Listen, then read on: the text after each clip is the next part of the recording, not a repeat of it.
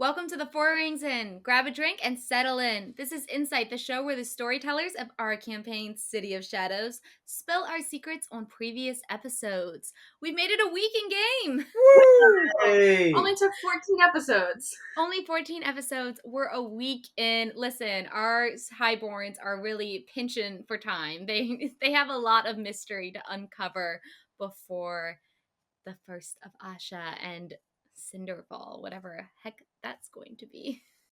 I am your innkeeper for the evening, Aubrie, and with me are officially moving on Runic Caster, Shadowy and Cursed Asimir, and our favorite NPC, Julius. Please don't tip me. I work here. Because of course that's all we want John here for, is to be Julius. That's fair. Nothing more, nothing less. A lot has happened in the past few episodes, so we're going to kick right off in where we left off with the Nightmare Realm and our combat. How is everyone feeling going in, and how did it went down? I mean, it was really exciting. I mean, that was the first time we had all three of us in combat together, right? We had the Temple of Ryan. Temple around. Oh, okay. Never mind. We weren't all there for combat for the Temple of We Ryan. weren't a crew. We separated. Yeah, that one, you were all in the same place, but you had kind of moved away and then started beating up Hera Harvester. It felt very separated. Yeah. Some of us didn't land any hits. Well, I didn't land any hits in this one either, so... Yeah. But this one, we were like all together. We were in that little group moving. Yeah. As the three of us together. This was definitely the scariest, for sure. I think going into it and, like, not knowing who this, like, fanged cultist is, but especially hearing that, like, Oriana recognized his voice, we're in a dark alleyway, we're not near people. I think I had, like, literal nightmares about it. It's the Nightmare Realm. Because I was like, I don't know what's going to happen in here. I felt so scared. And then we were back home, and my childhood house is by a church. And so in my dreams, I started hearing bells ringing that were like actual in real life bells, but I thought like the bells of abundance were coming for me. That's so spooky. That's my goal, is to give the real people in my campaign nightmares. That's my goal. Do you think, was it scary because of what I did, or scary because of what Jake did? Well, once we were playing, Yeah. you changed the rules of that combat. Yeah. Oh, yeah. Because it wasn't, I didn't even get opportunities to try to land my hits. I mean, I think I did once. Because we switched to sneaky. We switched to sneaky, but there were a few times where we got to punch the tar people. That's true. How dare you? Let's start there. Me? You risk your life for pass without a trace. Twice. So good. I mean, also, how dare you? But it worked out really well. Like, I couldn't see our episode going any other way. Like, it was a good, like, introduction to the sphere, and, like, pulling that extra magic out, and, like, a learning opportunity as to what happened. Like, you can't just have unlimited power from this. But also, from, like, our player's point of view, how dare you? Like, you pass out on us. Yeah, into the question. How dare you? Yeah, I did the math wrong. I had the right moves, just in the wrong order, and if I did them in the right order, I would have been fine. I like that. Obviously this is a game, so Jacob's doing the math. But this idea of Renchor being like down, and just as Oriana's carrying him to safety, him being like, that math. That damn math. Really? God. No, that is wrong. Never mind. How'd it feel to die? Relieving. I didn't have to get out the rest of it. I was carried. We didn't fully die. You were unconscious. Your character didn't die. We didn't have to, like, revivify you or anything. Yeah. True, but we did get to see a new mechanic kind of within Ethereum here, which, because Renchor went down, he got a scar. Mm-hmm. How'd you come to decide on that scar particularly? Oh, I don't know. He's getting hurt by the sphere, so it didn't really. I kind of was between that and something on his fingers where it was touching the sphere. But I felt like that was too hard to hide. Open. Can you remind me? Is it like because you remember it was like kind of like tentacle, black, inky things kind of coming out of his chest from his heart. Was it like more like tattoos, or was it like physical, more like physical like tentacle type things? It's more like cursed veins than like tentacles. Okay. Like there's a curse basically on his heart, and his veins are kind of protruding. That's so perfect for Renshore. Yeah. The curse. So it's protruding veins that are coming out. They're like black and blue veins, like yeah. And I think you said they like went a little purple over time. Yeah. Just It's to like match his aesthetic. like a bad bruise. Like a bad bruise. Mm-hmm. I was a little upset because I think Renshore going down was the first time, maybe I don't know if in any of my campaigns that I've run, but one of the first times like a player has gone into rolling death saves, and it wasn't even because of me. You did it yourself. Like you stole my thunder. I still have not knocked a player down. It's true. I'm really trying to think if in any of our home games I've made someone roll death saving throws. I And don't. I feel like I've seen it. If you have, it's been very, very far few between. Yeah. And I knew you weren't gonna do it this time, so I had to take it in my own hands. That combat could have been scary if we were trying to fight our way through. Oh my god, scary! Would have just died. I mean, it only takes so many moves to get through. Like, you're gonna get hit, and then you're gonna get to the other side. Eleanor didn't lose any HP, so that was thanks to some mage armor, some secret armor. Oh yeah, your AC went up. I forgot about that. Yeah, which was slay. I also really love John, the mechanics of the Nightmare Realm. That was wild. How'd you come up with that? I was trying to think of when I was going through like what makes an encounter scary. There's like a degree of it in like the writing of like what can we see in the campaign, how can we set the environment up. I think we had talked in a previous Insight about like the bells being like very auditory and so like that. But also there's an aspect of it's still a game, and so like I had to find a way to scare the players, right? And so as someone who's played these games, like I feel like all four of us now are really familiar with like 5th edition Dungeons and Dragons spells, which is kind of what we're taking all of our magic as our inspiration from. And so to throw something like a homebrew spell is like, well, now I don't know what this does. Like, you said fireball. Right off the bat, we're like, all right, I generally, I don't know the exact range on it, but I know it's big. I don't know the exact damage, but I know it's a lot of D6s. And but like, as soon as I said Nightmare Realm, everyone's like, well, we have no clue what's happening. No. Well, I think the biggest surprise for me was the map change. And I think that's the spookiest thing as players, because you present us with, all right, here's your arena. We, as players, we talked it out. We're like, all right, let's make a game plan. We know what we're going to do going into this. Like, we talked. We're like, all right, here's our little plan.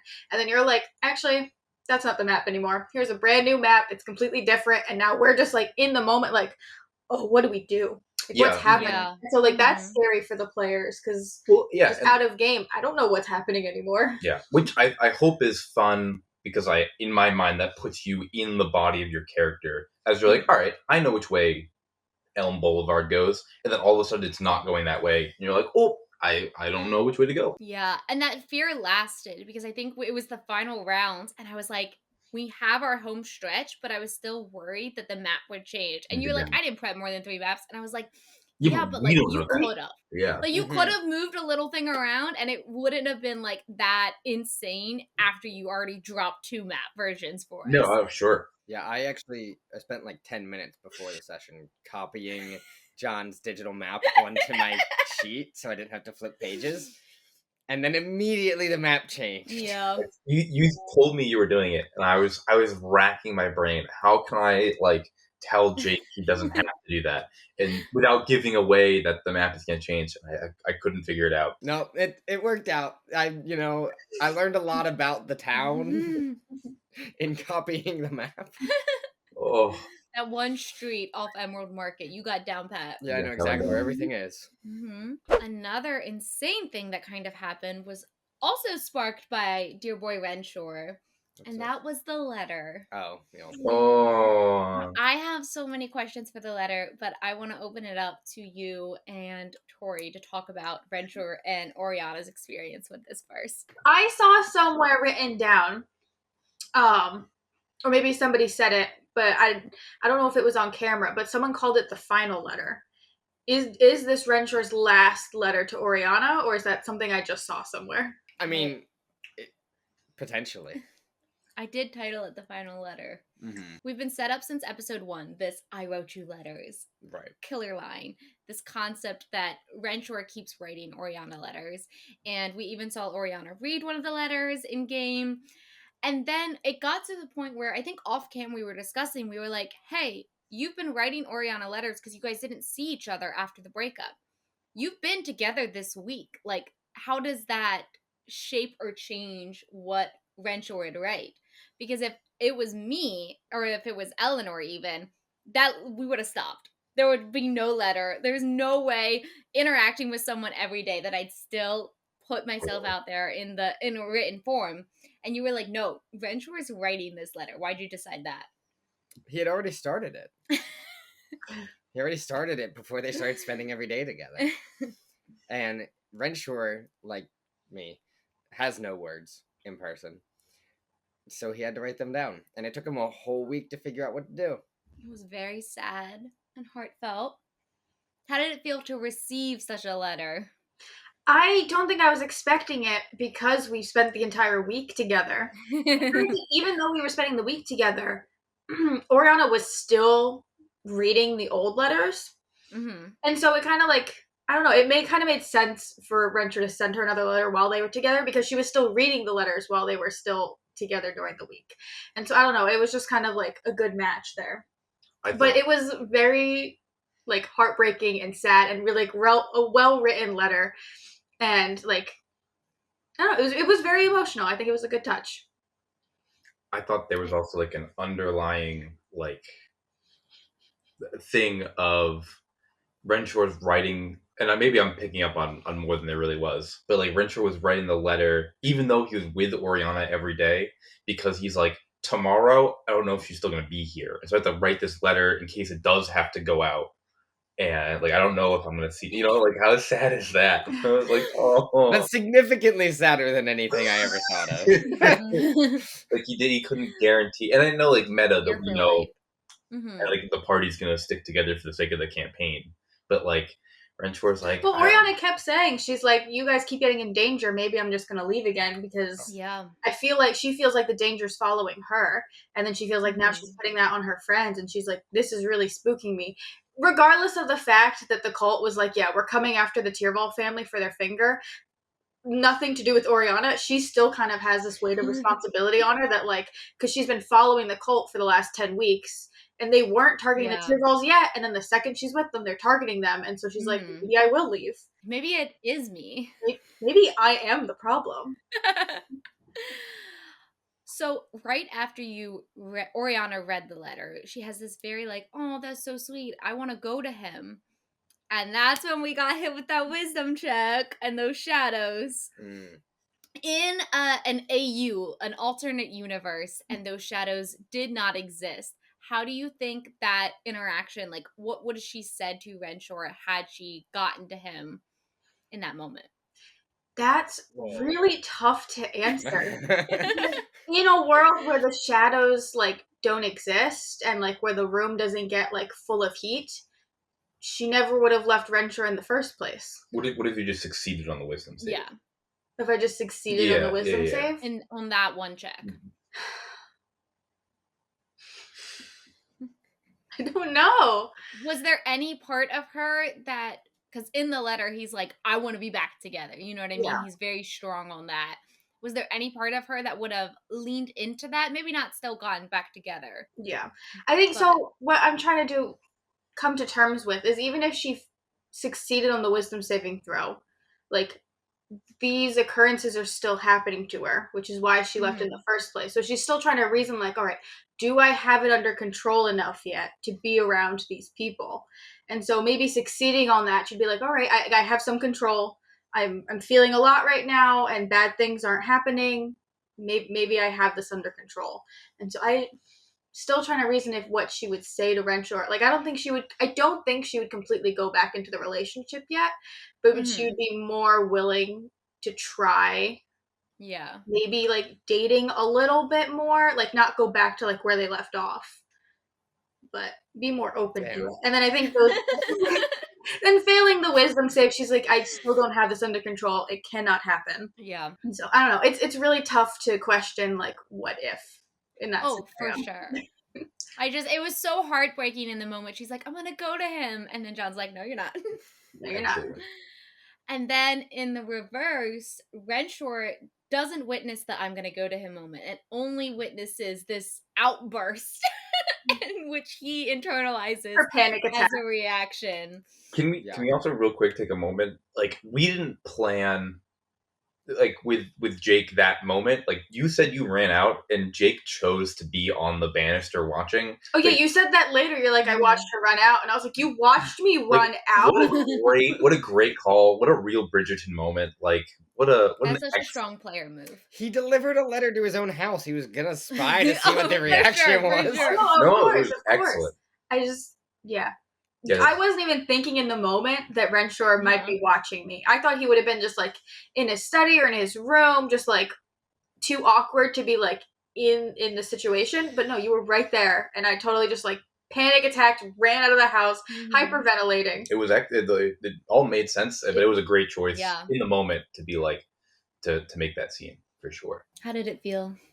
Heartbreaking. Heartbreaking. Oh Yeah. my god. The cursed You're such heart. a king of like almost secondhand embarrassment. Thank you. In terms of like his yearning. Like I told him after one of the episodes, I was like, you're playing Renshaw so well. But like you are crossing lines that I would never cross. Like I would never say that to someone. Even through a player, like I don't think I could do that. And it's so good. But it's really so good. like vulnerable. Yeah. Happy to appease. Continuing on to the Renshaw train, because you were just the Man, it's all star about of me. these past few episodes. You really were. You've been wild. You're carrying a lot.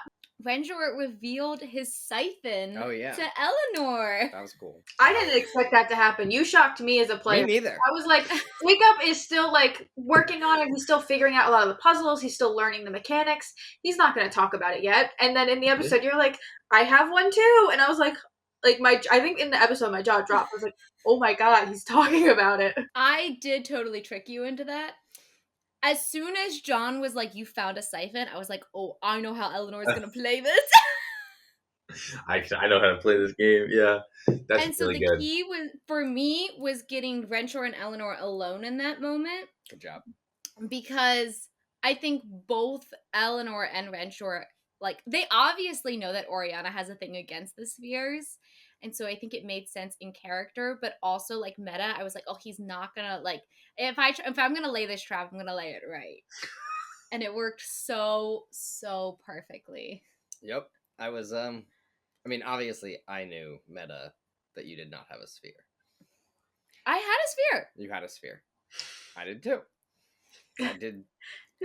I didn't think further than that in terms of what to say.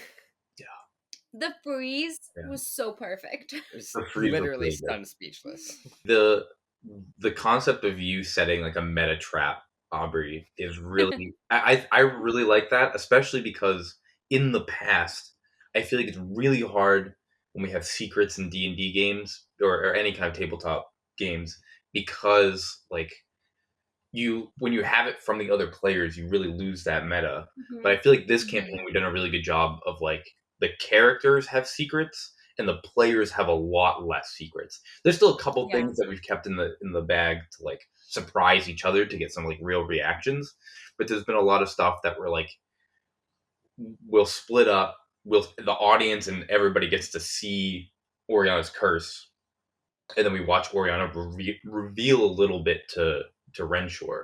But like Jake can go into it being like, I want to get that out of Tori. I want to get that, and it sets up for really good moments because like you guys are smart people and you know what makes a good story. It helps us tell the story if us as players know a little bit what's happening while the characters don't. Yeah. I mean, obviously I walked straight into that trap. Like Yeah. I knew what was happening. Yeah. Eleanor's so excited for you. Cool. That she was just like, oh my God, that's insane. Like, that could have gone one of two ways. I really Yeah. wasn't sure which Yeah. way it was gonna go. One, it really helped that we've been developing this narrative, especially through Eleanor, that like she has been around runic magic in the past Yeah. where it wasn't so scary. And I think even the interaction with Lockwood at the tailory and her just being like, hey, I cast all the fucking time and I've never seen the depraved. Like the depraved do not enter this city is like Yeah. almost like a wait a minute. So you're saying this might not be as bad as it seems. I cast literally 0 times and saw a depraved. That leads us to after that conversation where Oriana just has to like eat soup quietly by herself because the characters were a little too afraid to talk about that in front of her. We start to embark on the Spindle Maiden, which is a clue that John dropped for us last time, and I know this table's characters were kind of like holding back from, and we're like, wait a minute, is this worth it? Is it worth it? But Oriana has been head fast in like needing to go to the Spindle Maiden. How does it feel to walk our first steps in? It's very spooky, and I'm really excited because I know John, like, this is his genre, right? He loves scary stuff, and like the whole like first half of the last 13 episodes have been very social based and regency and political and like dealing with relationships and stuff, and we've had our spooky moments here and there, but now it's just our characters in a very spooky setting. No society around, and like this is his element, so I'm very excited to see what he's created for us down there. And scared. Good. I do think the Spindle Maiden, not just as like a entity, but like the catacombs around it, and the stuff around it is one of the favorite things I've done in the campaign so far, and especially, and I know we talked about before, it didn't have to happen now, but I had it, and I was like, whenever it happens, it's gonna be very fun. So I'm excited we're doing it because I get to rip that Band-Aid off. But no, I'm excited. As a player, I'm very excited. As a character, terrified. Yeah. Like, I feel like Eleanor for a long time was like, is the risk worth the potential reward? And it wasn't for her for a very long time. Yeah. And Oriana's like, well, like, we've kind of hit a dead end in our investigation. And it's like, time to do the scary shit. And my girl's got high heels and a brand new sword. There you go. That's what counts. How do you walk in heels on the cobblestones? She's trained. Oh, okay. She's so short. She needs heels to put her closer to everyone. She's wearing heels. She has a sword made of stained glass. She's killing it out there. Aesthetically? She is looking sharp. That rat does not care. That rat is going to look at her and she's going to be like, hi. And her persuasion's so high, she's going to like fall over or something. There you go. Probably. All right. Now we are going to move into our insight question checks part of the episode. So we have all prepared questions for each other and we're going to popcorn it around. And I'm going to let Tori ask the first question. Back to Aubrie. Whoa. I know you're like, no, you're not. We were just talking about the spheres and the magic and everything. Did the thought ever cross Eleanor's mind to keep the sphere and start on like a mage path the way that Jacob is doing? Instead of, I know Oriana immediately was like, we need to turn this in. But when you first found it, were you like, oh, maybe I can start doing magic like Lockwood was? You know, I think Eleanor didn't fully consider that path, specifically because she does know how incredibly hard it is, and she doesn't have like the book. Like Renshore has a book guiding him, and I don't know if it's really possible for her. She'd have to do a lot of research to figure out the type of magic and like get a hold of things. So I don't think she fully considered it. But when we went to Chemetz and she was kind of like practicing the runes with him in that, I think she's definitely entertained by it and feels her biggest apprehension is Oriana, because she just has this like in-seated thing where she's like, Oriana is terrified of this. I can't whip it out in front of Oriana. Like, in the whole office, she's like trying to like shield it away as if like that's doing anything. John, Yes. how did you come up with the concept of having the players bet their own HP in such a permanent manner with the crossbows interaction? That was manic. So when we were coming up, when I had come up with the idea for the duel, Mm-hmm. I was thinking that like the duels only is like a one-on-one, right? So it was going to be Renshaw and me, Jake and myself doing this combat. And so I was like, to make it fun for the table, everybody has to have stake in this, right? Not just because Renshaw's not even losing hit points. Excuse me. We have to have stake in it. Mm-hmm. And I was trying to think like, oh, what's a fun thing to gamble on this? And I was like, Eleanor, that could be gambled like meta above the board. And I was like, yeah, Eleanor doesn't have like money money isn't going to be a problem for Eleanor, right? Like it's inconsequential. However, what she bets and what she receives. Oriana also isn't really like strapped for cash, so like there's not really a big thing. But I was like, what's really going to matter to these people is going to be like your character's hit points, like your actual health. And I was like, that's a real big, that's a gamble. And I was like, how do I make this like work in game that like your health can increase or decrease? And so I did the math and figured out by level 3 what's the fluctuation in hit points that is purely random by the dice that you roll when you level up. And I was like, yeah, like you could have rolled better, but like +8 or like -8 based on where we're at. Just from the dice rolls. And all that's like just randomness. And so I was like, yeah, it's fun to bet. The choice to pick opposite people was crazy. That was intense. And like if we would have both bet on Renshaw and we both like got like a fun little treat, it'd be like, oh, that's so much fun.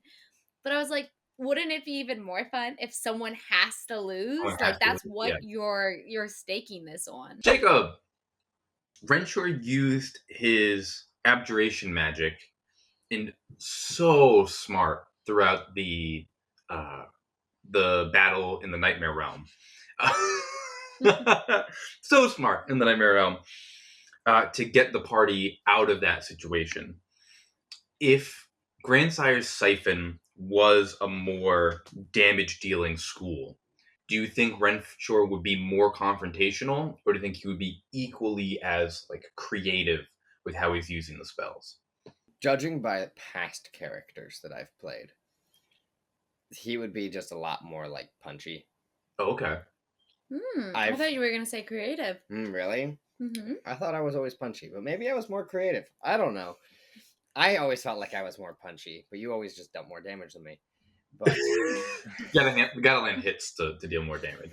I'm working on it. That's why I wanted us to go shopping. I wanted you to give me a magic sword that let me bump up my damage.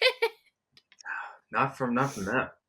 But yeah, I was curious if like if Renshaw is adapting to this type of sphere that he has, or if like regardless of the type of magic, Renshaw's personality is gonna come out in combat.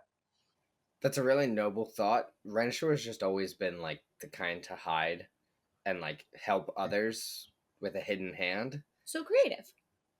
Yes. Like if you had punchy spells, I don't think Renshaw is the violent type, right? Well, if I mean, all meta, if I had punchy spells, I would be a punchy character. He's like, actually, I picked Grandsire's school.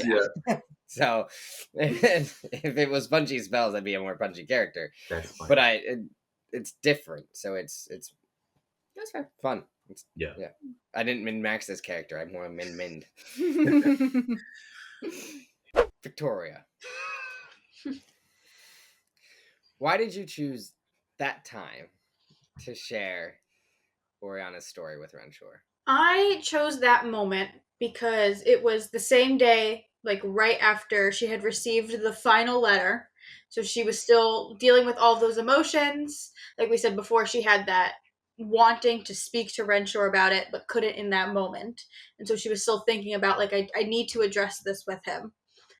And so that was the first time that they were alone together since she had the letter this morning. And also, like, kind of meta, I've been giving away a lot of information about Oriana and her backstory and her curse to the audience. But it got to a point where I was like, all right, her friend, like, the fellow, like, characters don't know anything what's going on. And so it lined up that she had just gotten that letter. She wants to talk to Renshaw. It's time to tell him some things. I can't get back with you, but I can tell you a little bit more of, like, Why? I'm not with you. The why is what really hurt. And I'll tell you, there's a lot more why. She didn't give you the whole story still. She gave you a tiniest bit just to try to satisfy you. There's still so much more, I feel like, to uncover. John. Yes.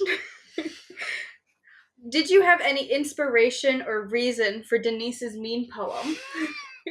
And also, to tie into that, what was it like playing all of the NPCs that we saw at the Hearth? Because we saw a lot of characters. Like, you were running overtime at that Hearth. There was a lot of NPCs there.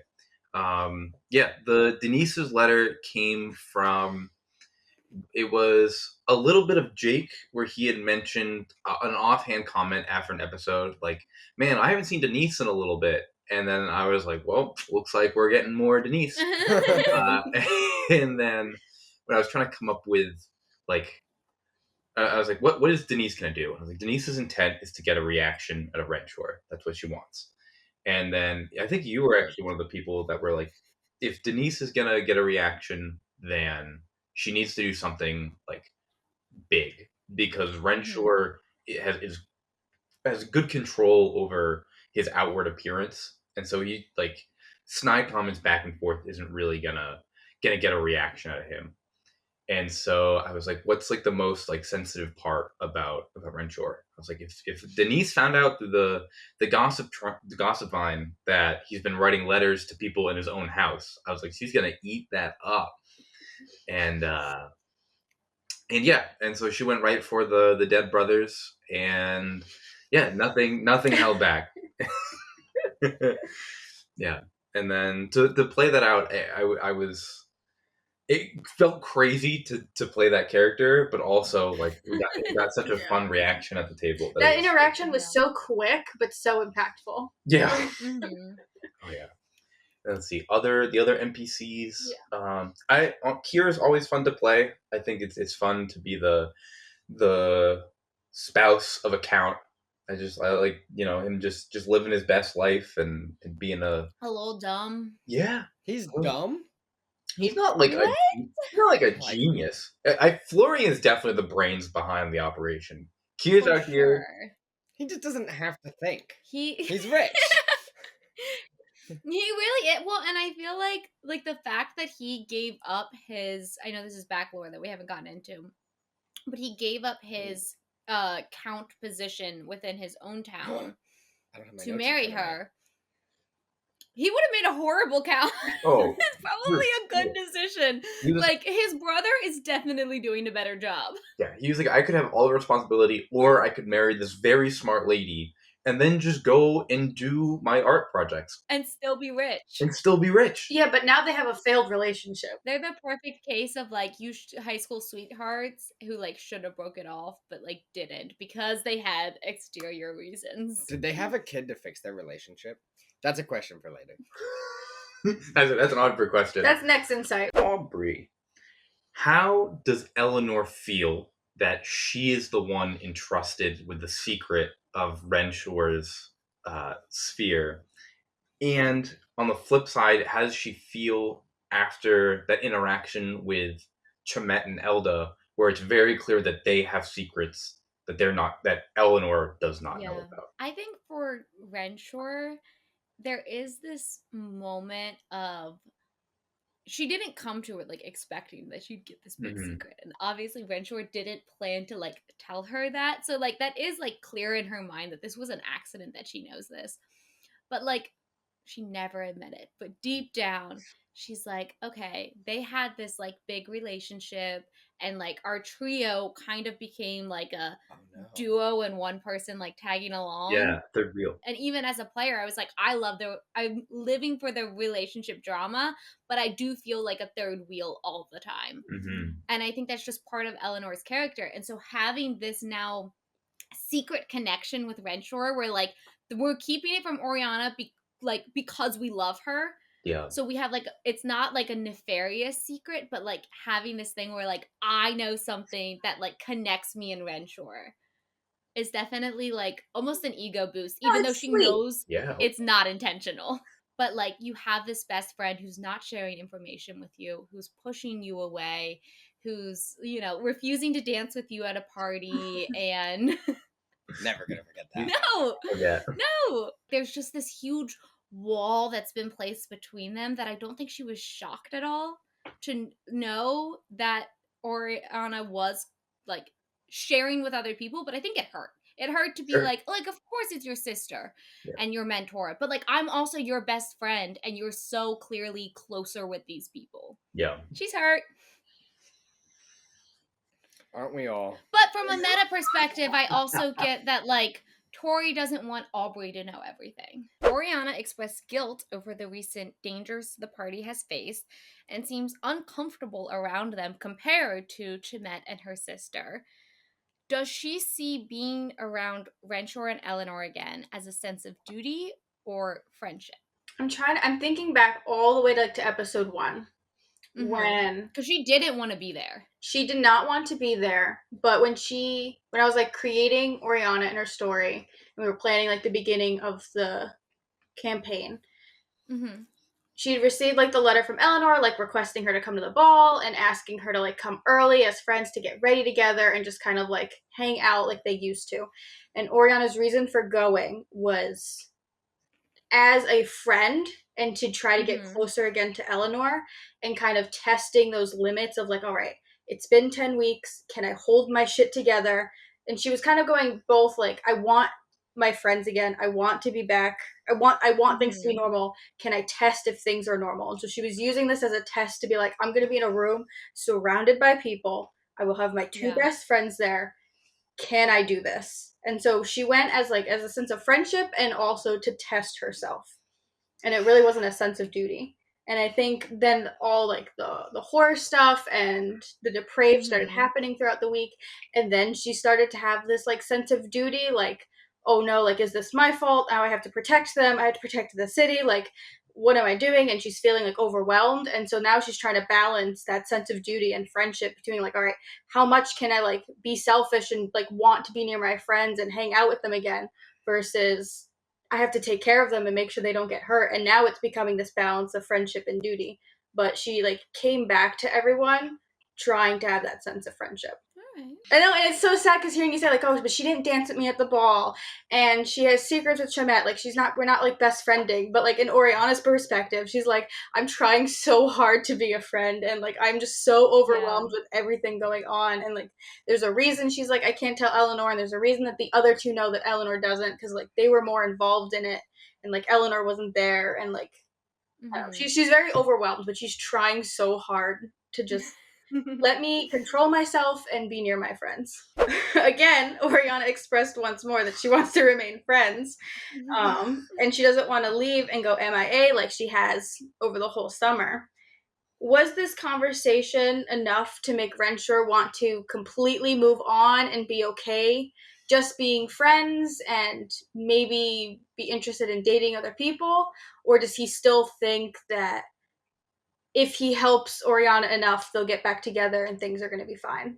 I don't know. That's fair. Right now, the conversation did not deter Renshaw from getting back together. It was more the running away from his letter that was like, oh, I gotta do something else.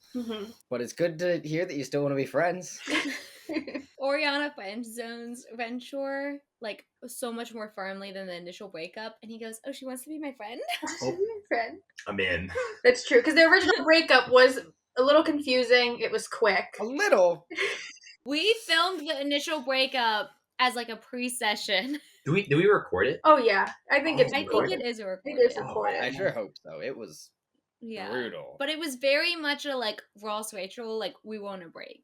Yeah, she said we're gonna take a break. And so now No. in the And then last she didn't talk to me episode, for I 11 wanted to weeks. clarify that like we are just friends. We're not dating. She said, I understand if you move on to see somebody else because you deserve love in every way. And then Renshaw was just like, how can I fix her problem? And I was like, I don't know if he got the moving on part or not. Eleanor has taken to teaching Renshaw about the pristine. Do you feel she wishes she had a younger sibling to take under her wing to show like the ropes of the tributary? Mhm. Obviously any sibling wouldn't be in the pristine, but Pristine. I don't think it's something she's given a ton of thought to. Eleanor definitely loves to romanticize anything and everything. No. And so I think she would love having a sibling, but I think if you asked her, she'd say no because of her home life. And I don't think that that's something that she would want to put onto another person. Sad. But I think she would, like, if she did have another, if she had a sibling, I think she would be obsessed with having a sibling. I think she'd love to have like kind of this built-in best friend, especially as of recent events. I think like having that she would love. She just loves having connections with people. Renshaw has started to lean more into his duties as a Viscount. I love that these all are so connected. I know. well, yeah. Including his study date with Eleanor, which our snacks for today are inspired off of the study date. If you didn't see. Such a good video. Including the study date with Eleanor, talking up the counts at the crossbows, and sticking by his papa's side when his papa would probably rather not love it. During the hearth. Wait, he didn't want me there? I don't know. I'm not Arthas. I just feel like he probably doesn't want his son up his ass. I thought that was the whole point. Anyways, what's your question? I could be wrong. How is he feeling with his role as the Viscount? Well, yeah, I mean, I don't think he ever wanted it, but he's feeling pretty good now that he has it. Yeah. I think he will do a Kier level job as a Viscount. That's not good. It's good enough. That's below average. That's good enough. But to be fair, the Viscount has way less responsibilities than a full count. Yeah. Especially one that does not own their town anymore. Yeah. We still own the town. That's true. You own the land, but you do not have like people. You don't have serifs. Yeah, I don't have like people on my land. We You don't have get to take any care of income anyone. from the land. No. Yeah. No, you're right in that count association. Mm-hmm. Yeah. Yep. John, what was your inspiration for the Tale of the Lost Knights? Big picture inspiration. I don't remember exactly which one of the three of you came up with it, but we were naming the lake outside of Thalia. And we decided on the Lake of Lost Knights as the name of it. And we were like, that's wicked cool. We're definitely going to have to follow up with that sometime. And so for the fact that like that body of water has definitely been there since Thalia was a village, I was like, oh, if we're talking about like a classic story, I was like, the story of the Lost Knights would be fun to play with. And so the actual story, I was trying to like draw from like those classic like King Arthur tales, or like especially with like the like Greek mythology of somebody going out and then being faced with like an impossible task, like arm wrestling a mountain, right? Like this guy is doing feats of strength, and the mountain's like, I'll test your strength, is like something so over the top and ridiculous that's like very prominent in like ancient medieval mythology. It almost felt like Fey traps. Yeah. Like the just tricky words. Very much so. Victoria. Yes. Now that more of Orneana's backstory is on the table, what made you want to play an Asmar with no wings? Like, you played an Asmar without the best part of an Asmar. I'm also playing a barbarian with no rages. That's true too. What was the inspiration behind playing a cursed character right at the get-go? We're playing these like noble characters in a city and starting off at level 1. And I didn't really think it felt right to play a level 1 character that had like these rage abilities that like gave her like all these buffs and to have wings to fly around and stuff. Like I wanted my level 1 character to feel very level 1. They are, that is And level we're- 1 abilities. No, I know they are typically, Yeah. but like playing these nobles in the city, like You wanted a level 0 character. I wanted a level 0 character. We also wanted to min. Yeah. I wanted to min my character. Everybody min the horror Well, campaign. so I feel like it would give me more satisfaction. I didn't, and I still suck. I felt like I would have got more satisfaction getting those abilities throughout the campaign. Like I want to use my rages on screen. That's gonna be so fun when I do. I want to be able to use my wings and fly around and like use them in combat and stuff. Like I'll have more satisfaction when I feel like I've earned them. What an Oriana thing to say. All right, guys, I have, as the innkeeper for the evening, one final question for everyone, and that is, when we are playing these TTRPG games, and we're in the role play, especially like without a map and stuff like that, how are you picturing the events that are going on? What like POV do you sit in this imagination theater of the mind realm? Y'all sit in a POV? Do you see anything, Jacob? No. That's so sad. After the fact, I might make up some kind of camera angle, like when Oriana ran out of the building. Like it'd be kind of fun to think, like, oh, the camera panned up to Renshort on the banister. But that was That's so wild. I saw that. Yeah. I That's saw cool. it happen. That sounds awesome. Yeah, no, I am very much in my character, looking through her eyes, like look down at my like Oriana's hands. I see the room in front of me. I see like the letter in front of me. But then when I ran out and the scene was over and I'm not in it, then I saw like the camera pan like up to Renshort up there, like I was watching a TV show and I saw Renshort up there on the balcony, like even though I wasn't in the scene. So it's kind of like I'm in my character, but also third person when I'm not in the scene. But I feel like I see every scene. Like I am watching a movie. Yeah. That's crazy. I have to ask, because I know you said how you saw with you running out of the manor. The manor. Oh God, I almost call you Eleanor. Aubrie, how did you? What was your camera angle for that scene? For that, it would, if I'm not in the scene, it's completely like how I'd shoot it as a movie.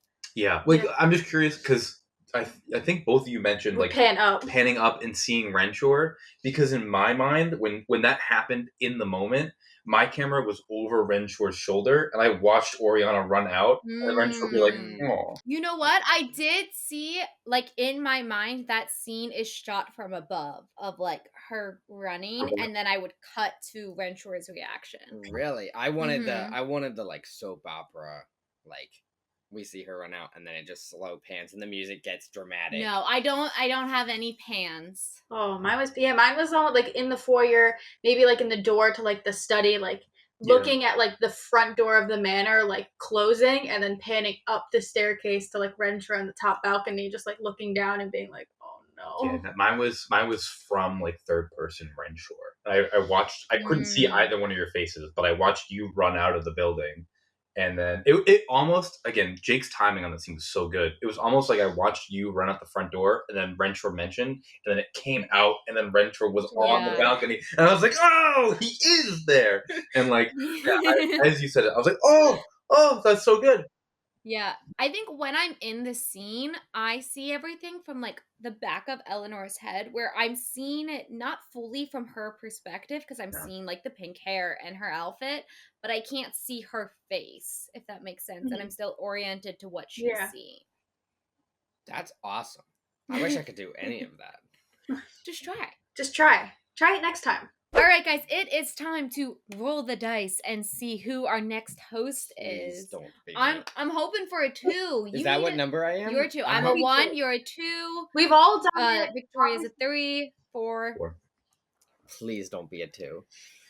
You need to sit in this hosting seat. I don't want to. Eleanor rolls a lot of That- twos. That's true. Can I roll my D20 On your instead? D20, no. Roll the D4. Yeah, you're Just throw rolling it. you're rolling it too. Wait, I want to see. You're rolling. We have to find out. Oh, it was a 12 on the D20. All right. That's a 1 and a 2. It's you and me combo. All right. D4. Don't lie. It's a 3. Yes. That's me. Very nice. It'll never be me. It's gotta be you sometime. It's gonna be like the end of the campaign, and we're Mhm. gonna be like, just give us a goddamn 2. Please. Yeah.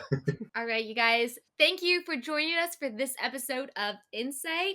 Please like and subscribe if you like what you see here. If you can't wait to enter back into the story of City of Shadows, see how we go up against the Spindle Mated and in these catacombs. Until we meet again over another round at the Four Rings Inn.